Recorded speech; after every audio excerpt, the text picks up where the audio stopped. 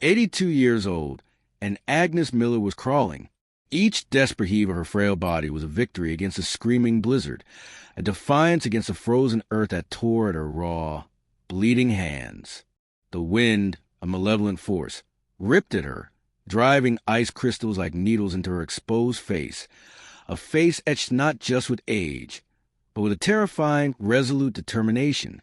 Below her, in the shadowed depths of a snow-choked ravine, a young hiker lay dying. Above her, the world had given him up for lost. They'd said she was too old, too fragile to even consider helping. They didn't know Agnes. They didn't know the fire of a promise, the steel forged in a lifetime of mountain hardship, that burned within her. She would reach him, or die trying. Agnes Miller's cabin, a small, weathered sentinel at the foot of the Blackwood Mountains, was usually a haven of quiet routine.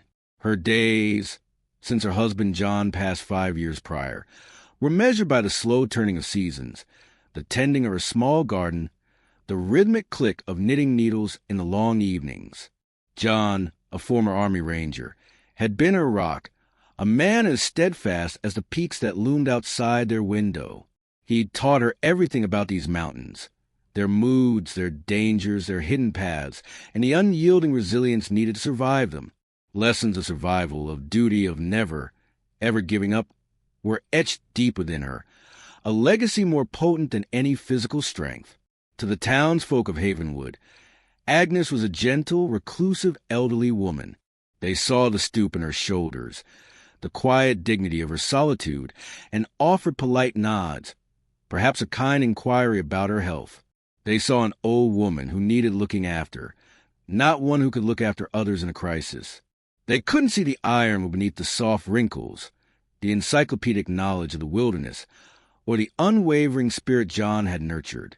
Buster, John's aging golden retriever, now her constant, furry companion, was perhaps the only one who glimpsed the depths of her quiet strength. He'd lie by the fire, his grizzled head on her lap, a silent witness to the memories and the resolve that still flickered brightly in her eyes. The news crackled over Agnes's old radio that morning, an unseasonably violent blizzard, roaring down from the north, set to engulf the Blackwood Range by afternoon. A familiar unease settled in her chest. Later, in Havenwood's general store, the unease sharpened into a cold dread. Young Mark Harrison, a hiker from the city, brash and inexperienced, had ignored local warnings and set off to conquer Blackwood Peak. He was now hours overdue, and the storm was no longer a threat, but a gathering, snarling reality. Sheriff Brody, a capable man but bound by protocol, addressed the anxious local search and rescue volunteers. His words were heavy, pragmatic. Conditions are deteriorating too rapidly, he stated, his gaze sweeping their faces. Sending a team up the main ascent now would be suicide. We'll sweep the lower trails at first light, assuming this thing breaks. All we can do now is hope he found shelter. Agnes listened, her heart a leaden weight. First light, in this kind of storm, first light would be an autopsy. The faces around her reflected a grim acceptance. Good people, brave people, but they were weighing risks, following procedures. They didn't know the mountain's cruel shortcuts, the treacherous game trails John had shown her, trails a lost hiker might stumble upon. John's voice, clear and strong, echoed in her mind, a creed he lived and died by. You never leave someone behind, Aggie. Never. Back in her cabin, the wind now a shrieking banshee against the logs, a decision formed, hard and clear as winter ice. She couldn't wait. She wouldn't. The slight tremor that sometimes afflicted her aged hands vanished. From John's cedar chest, she pulled his worn canvas rucksack. Inside were the essentials, packed with the efficiency of long practice. His insulated thermos, filled with hot, salty broth, his Mylar emergency blanket, a comprehensive first aid kit, a handful of dried fruit and nuts. Her hand closed around the smooth, familiar grip of the sturdy oak walking stick John had carved for her, a tangible link to his strength. On the kitchen table, she left a hastily scribbled note. Going for the boy. John's North Trail. Agnes. a small acknowledgment that she might not return. Buster whined, sensing the gravity, but she gently bade him stay. Then, pulling her warmest coat tight, her hat low, Agnes Miller stepped out into the teeth of the storm. The wind tore at her, the snow a blinding, horizontal torrent. She leaned into it, a tiny, indomitable figure, heading not toward the common trails, but toward a treacherous, little-known path on Blackwood's north face, a path John had taught her, a path of last resort. The ascent was a torment. Each step was a battle against the elements and her own aging body. The wind howled, trying to rip her from the mountainside, snow plastering her, chilling her to the core. Visibility was non-existent beyond a few feet. John's north trail, barely discernible even in good weather, was now a phantom path buried under deepening drifts. But Agnes's memory and John's lessons guided her. One step, Aggie, then another. She could almost hear him say. Hours bled into a frozen eternity. Then, a flicker of hope, Buster, having defied her and followed, let out a sharp bark, nudging a faint, almost obliterated boot print beneath a fresh drift. He had come this way. The terrain steepened, becoming a treacherous mix of ice and loose rock hidden by snow. Suddenly, a patch of unseen black ice sent her sprawling. A sickening crack, a searing bolt of agony, shot through her right knee. The world swam. She lay in the snow, gasping, the storm trying to claim her. No, the word was a silent scream in her mind. Gritting her teeth against the waves of nausea and pain, she fumbled for her knife, sliced a strip from her flannel shirt lining, and bound her knee tightly, the makeshift bandage a small defiance. Using her walking stick as a crutch, she hauled herself upright. The pain was a raging fire, but it ignited a fresh, desperate surge of adrenaline.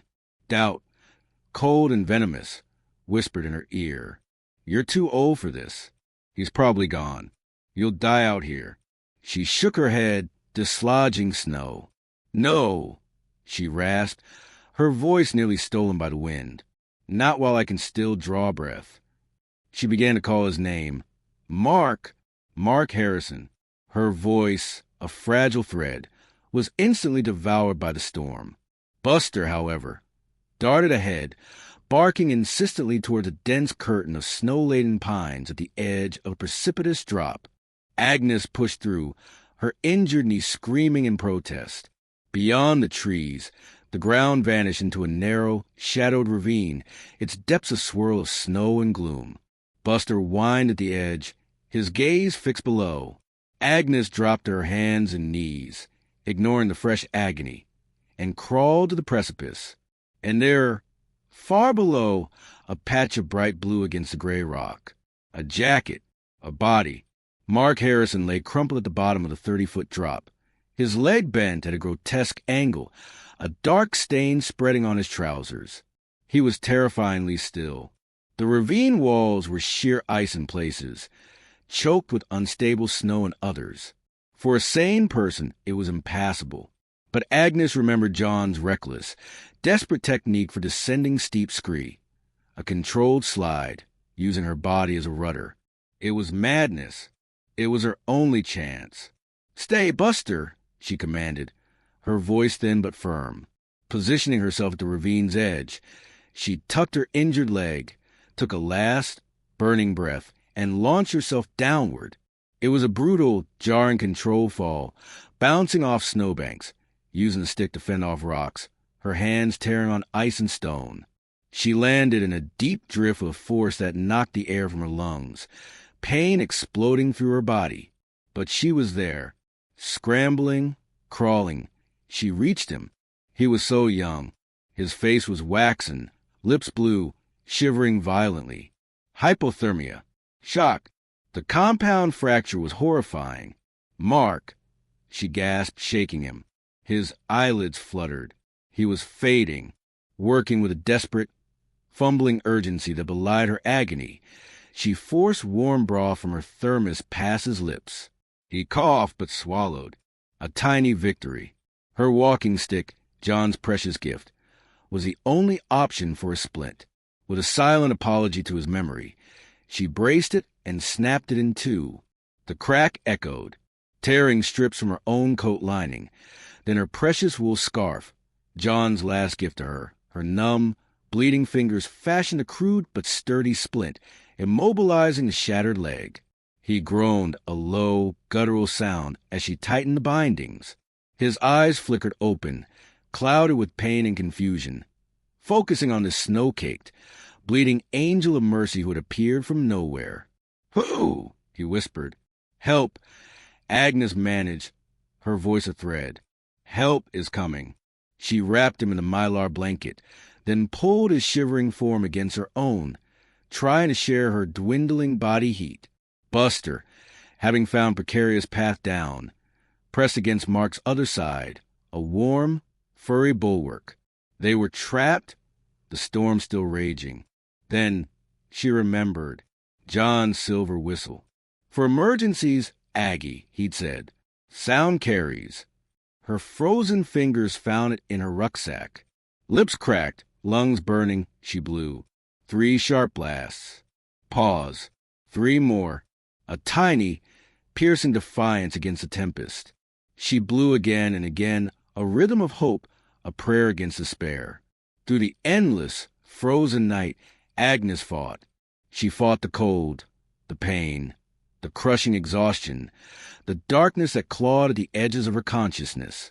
Each time she felt herself slipping, John's face would appear in her mind, his voice urging her on, and she would raise the whistle to her lips, the 3 shrill notes a desperate pulse of life. Dawn, gray and grudging, finally began to break. The storm was abating. High on a ridge, Ben Carter, a young SAR volunteer, had defied orders. Agnes Miller's note, John's North Trail, had resonated with stories his grandfather told of Old Man Miller's secret routes. He'd pushed higher, driven by a hunch. Then he heard it, faint, almost imagined at first. 3 high-pitched blasts. Then again, the distress signal. His heart hammered. "SCR base, Carter. I have a signal. North face near Eagle Ravine." He followed the sound, scrambling, adrenaline coursing through him. He reached the ravine's edge and stared down.